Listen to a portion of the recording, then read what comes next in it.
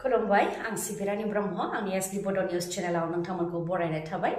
बे चेनेलनि गेजेरजों सानफ्रोमबो सानसेयारि गोनां खौरांफोरखौ फोसावनाय जायो नोंथाङा दासिमबो बे चेनेलखौ साबस्क्राइब खालामनानै लायाखैबा सानफ्रोमबो सानसेयारि खौरांखौ मोननो थाखाय साबस्क्राइब खालामनानै लानो हागोन लोगोसे बेल आइकनखौबो क्लिक खालामनो हागोन जाहाथे खौरां फोसावनाय लोगो लोगोनो नोंथांनाव गिबिसिन खौराङा सौहैयो थुदो बिदिब्ला दिनैनि खौरांखौ जागायजेननोसै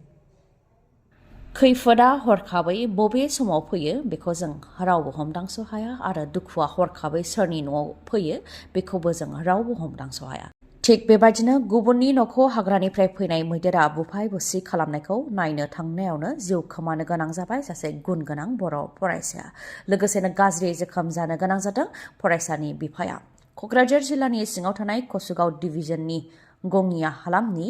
दुम्ब्रुगुरि गामिनि सपन मुसाहारिनि फिसाजो फुंजा मुसाहारिया मैदेरनि गाग्लोबनायाव रुंसारि जानो गोनां जाबाय बिथाङा सेरफांगुरि जनता फरायसालिमायाव एचएस फार्स्ट इयाराव फरायनाय सासे फरायसामोन फोरमायथिनाय बायदिब्ला बिथाङा सासे गुन गोनां फरायसामोन जाथायखौ लानानै फोरमायथिनाय बायदिब्ला सोरांसि 3 रिंगासो समाव गावसोरनि खाथिनि न'खौ हाग्रानिफ्राय फैनाय मैदेरा बुफाय बुसि खालामनायनि सोदोब खोनानानै बिफा फिसाजो आरो न'खरनि सोद्रोमाफोरा नायनो होननानै ओंखारलांदोंमोन बेयावनो मैदेरा हरखाबै बिफा आरो फिसाजोनि सायाव गाग्लोबदों जायनि जाहोनाव फिसाजोआ जिउ खोमानो गोनां जादों आरो बिफाया गाज्रियैनो जोखोम जानो गोनां जादों उनाव जोखोम जानाय बिफाखौ क'क्राझारनि एमआरएम देहा फाहामसालियाव थिसननो गोनां जादों आरो मैदेरनि गाग्लोबनायाव जिउ खोमानो गोनां जादों फुंजा मुसाहारिया आदिबासनि 8,800नि गोबां सेंग्रा आरो सिख्लाफोरा झुमुर मोसानानै मैयानि सानाव वर्ल्ड रेकर्ड खालामबाय जेराव प्राइम मिनिस्टार नरेंद्र मदि बिथांजों लोगोसे मिरुनि गोबां मन्थ्रिफोर सर्बानन्द सन'वाल आरो माखासे मन्थ्रि बिथांमोनहा नुजाथिफैदों लोगोसे त्रिपुरानि गिबि मन्थ्रि बिथाङाबो नुजाथिफैदों आरो आसामनि गिबि मन्थ्रिया बिथांमोनखौ बरायदों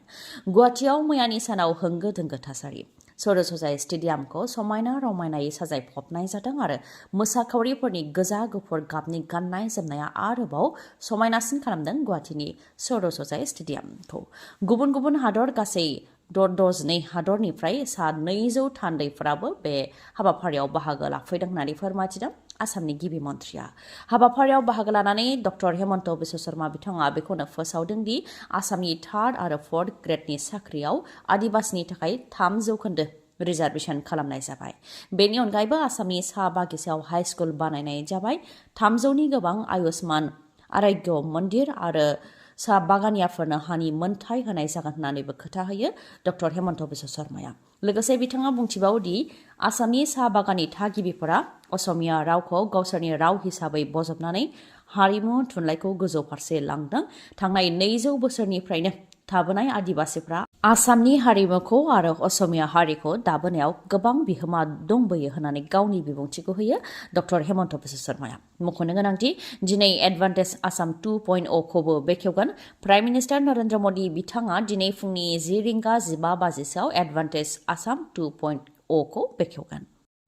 उत्तर प्रदेशनि प्रयागराजआव जानाय महाकुम्भ मेलाव थांनानै गोमादों सासे बर' सुबुं बङाइगाव पुलिस थानानि सिङाव थानाय रलिं मिल बाजारनि 56 बोसोर बैसोनि जयन्त ब्रह्मआ गावनि लोगोफोरजों महाकुम्भ मेलाव थांनायनि उनाव न' फारसे दिनैसिमबो गिदिंबोफिनाखै हालाय हाफाय जानानै न'खरनि सोद्रोमाफ्रा रायजो राजाफोरनिफ्राय मदद हास्थायदों सोरबाफोर जयन्त ब्रह्मखौ नुसनबायोब्ला जाहाथे न'खराव खौरां हरो बेनि थाखाय खावलायदों न'खरनि सोद्रोमाया फोरमायथिनाय बायदिब्ला थांनाय 17 फेब्रुवारि समबारखालिनो बिथांमोनहा महाकुम्भ मेलानि थाखाय न'निफ्राय ओंखारलांदोंमोन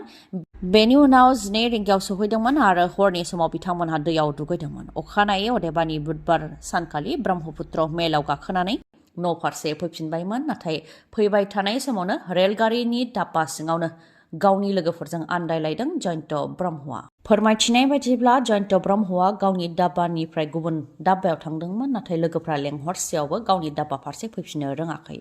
बेनिखायनो फैबाय थानाय स्टेशनाव जयैनो ओंखारनानै लोगो हमनो थांखि लालायदोंमोन बे लेखायै बारस स्टेशनावबो ओंखारदोंमोन नाथाय सानैनि गेजेराव लोगो मोनलायाखै आरो उनाव रेलगारि खारनायाव लोगोआ गाखोदों नाथाय जयन्त ब्रह्मआ रेलगारियाव गाखोदोंना गाखोआखै बेनि जेबो गुमुर गैया उनाव खौरां लानायाव माब्लाबा गावखौ आसामाव दङ माब्लाबा राङापारायाव दङ होननानैबो जयन्त ब्रह्मआ फोरमायथिहरदोंमन नाथाय दा फन हरसेयावबो जयन्त ब्रह्मखौ मोननो हायाखै फारसेथिं जयन्त ब्रह्मनाव रांखावरिबो गैला बेनिखायनो सोरबाफोर बहाबाफोर नुसनबायोब्ला बा बहाबाफोर जयन्त ब्रह्मआ दंहैयोब्ला टिकेट होथ'नानैब्लाबो जाहाथे बङाइगाव स्टेशनसिम दैथायहरो बेनि थाखाय खावलायहरदों नखरनि सोद्रोमाया सोरबाफोर जयन्त ब्रह्मखौ नुसनबायोब्ला 9402545742 बे नाम्बाराव खौरां हरनो थाखाय खावलायदों नखरनि सोद्रोमाया चिरां मानास सेरफां बियाबाव फानबारि पिसिडिसिआव बिपिएफ दोलोआ जथुमा खुंदों आरो जयनिं हाबाफारि खुंदों बिजनी जिल्ला आरो मानास सेरफांआव UPPL खौ गोसोजों बिदाय होनो थाखाय रायजो राजाफ्रा थाग थियारि होननानै बुंथिबाय बिपिएफ दोलोनिफ्राय बे समाव UPPL निफ्राय बिजाथि होनानै जेबो मुलाम्फा गैला मानोना रायजो राजाफ्रा बिथांमोननि सायाव फोथायला होननानैबो BPF निफ्राय बुंथियो लोगोसे बुंथिबावदि प्रमद बर'आ गेदेर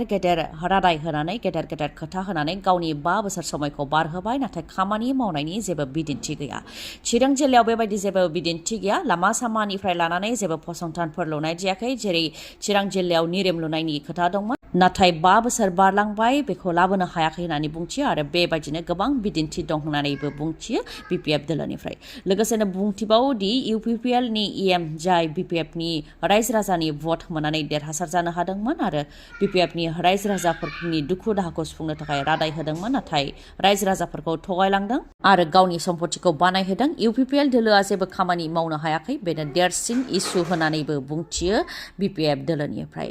फुंनि समावनो गसाइगाव लामानि जाब्रथायजों सासे आइजोनि जिउ खहा क'क्राझार जिल्लानि गसाइगावनि 27B माहारियारि राजा लामा गरफेलायाव जादों बे दुखुनांथाव जाथाया आइजोआ फुंनि समाव दावबायबाय थानाय समावनो सिनाय मोनै गारिया आइजोखौ सौख्रांलांदों जायजों जिउ खोमानो गोनां जादों सासे बैसो जानाय आइजोआ जाथायथिलियाव उनाव पुलिस प्रशासननिफ्राय नुजाथि फैदों आरो आइजोनि गोथै देहाखौ बोखांनायनि हाबाखौ मावदों जिउ खोमानांनाय आइजोखौ 75 बोसोर बैसोनि पार्बती देवी होननानै सिनायनो हानाय जादों आरो गुरुफेलानि थागिबि होननानैनो मिथिनो मोननाय जादों गंसे अट'रिक्सा आरो गंसे ट्राकनि गेजेराव गोख्रोङै सौग्रावलायनाय जादों जाहोनाव गंनैबो गारिया दालांनि गाहायाव गलांदों आरो सा 7 सुबुङा जिउ खोमानो गोनां जादों आरो सा 3 जोखोम जानो गोनां जादों बिहाराव जादों बे गिख्रंथाव जाब्रथाया बिहारनि पाटनानि मसुरहियाव थानाय दलंआव जादों गिख्रंथाव लामानि जाब्रथाय मोनानि 9:30 समाव लेबार लानानै फैनाय गंसे अट'रिक्सा आरो गंसे ट्राकनि गेजेराव गोख्रोङै सौग्रावलायनाय जाथाय जादों बेनि उनाव गंनैबो गारियानो दालांनिफ्राय गाहायाव गोग्लैहैदों जायनि जाहोनाव सा 7 सुबुंफोरा जिउ खोमानो गोनां जादों आरो सा 3 जोखोम जानो गोनां जादों फोरमायथिनाय बायदिब्ला सा 10